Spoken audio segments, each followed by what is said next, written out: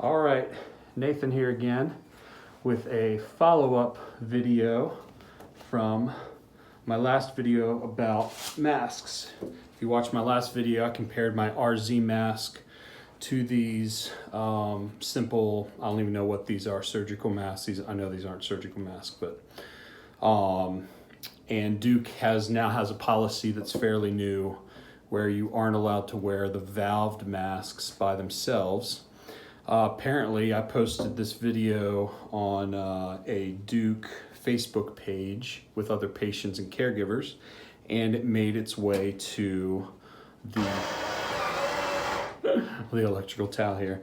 It made its way to the Duke transplant department, and just had a sit down with my wife's pulmonologist, transplant pulmonologist, Dr. Reynolds, who heads up the program here.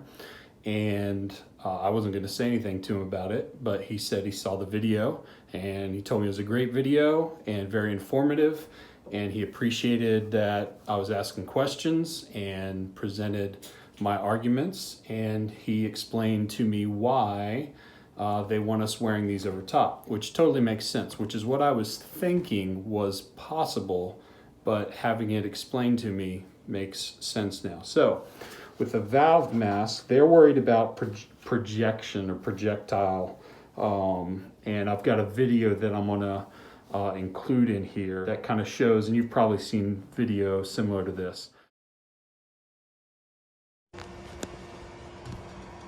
Now I'm recording. Stay healthy.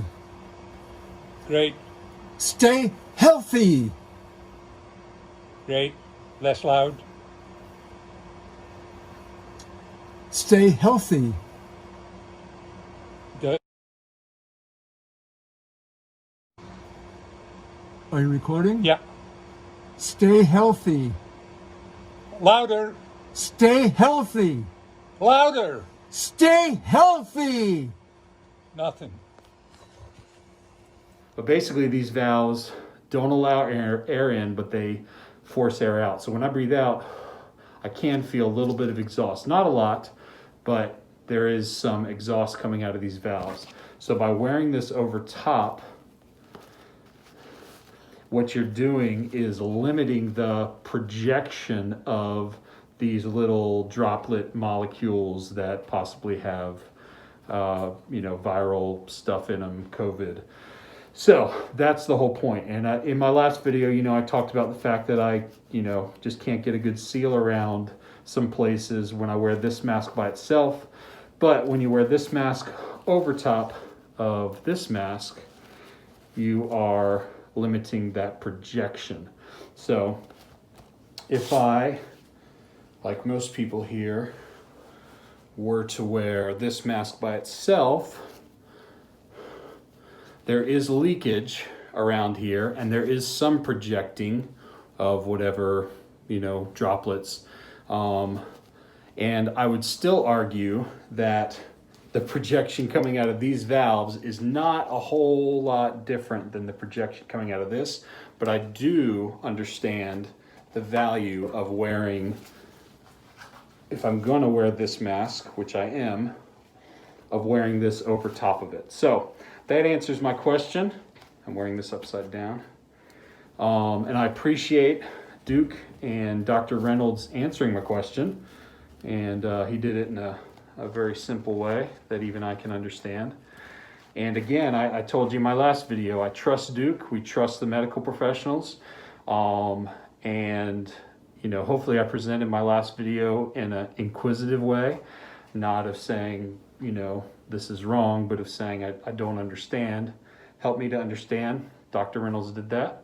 So I appreciate that. So it makes sense to me, at least using this over top of the valve mask. Like I said, I still don't really agree that this alone is better than this alone. I'd have to see some research on that. And Dr. Reynolds really didn't say that that was the case anyway. But I will, while I'm at Duke, wear this on top of my mask, because again, my mask does a great job of protecting me. This mask over top of my mask will do an even better job of protecting those around me. And that's what's most important.